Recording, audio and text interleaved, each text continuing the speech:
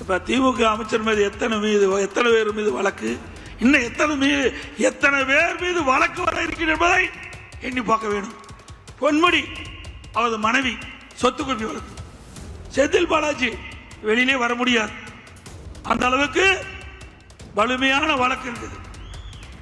துரைமுருகன் அண்ணன் மணல் ஊழல்ல மாட்டிக்கிட்டு விதி விளங்கி இருக்கிறார். கே நேரு நகராட்சி நிர்வாக பணி, அந்த நிர்வாக பணி, அந்த பணிக்கு ஆள் எடுப்பதில் ஊழல், டெண்டர் ஊழல். அனிதா ராதாகிருஷ்ணன் அவர்கள் சொத்து குவிப்பு வழக்கு. திரு ஏவே வேலு அவர் மேலேயும் ஊழல் வருதா, ஊழல் வழக்கு இருப்பதா சொல்றாங்க. திரு ஐ பெரியசாமி அவர்கள் வீட்டு வசதி வாரிய நில மோசடி. திரு தங்கம் தென்னரசு சொத்து குவிப்பு வழக்கு. திரு KKS ராமச்சந்திரன் சொத்து குவிப்பு வழக்கு. திரு ரகுபதி சிறைத்துறையில் உணவு வழங்குதல் ஊழல் மற்றும் சிறை வாடகை இடமாற்றம் ஊழல்.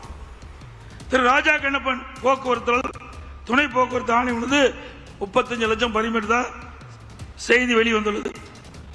திரு சக்கரபாணி பொங்கலுக்கு பொங்கல் தோப்பு கொடுத்தார்ல, அவர் வெள்ளம் கொடுத்தது மறக்கவே முடியாது. தைப்பொங்கல் வந்தா அந்த வெள்ளம் ஞாபகம் தான் மக்களுக்கு வரும். ஒழுகுற வெள்ளத்தை கொடுத்த ஆசாமி தான் திரு சக்கரபாணி அவர்கள். அதே போல சிவசங்கர் அவர்கள்.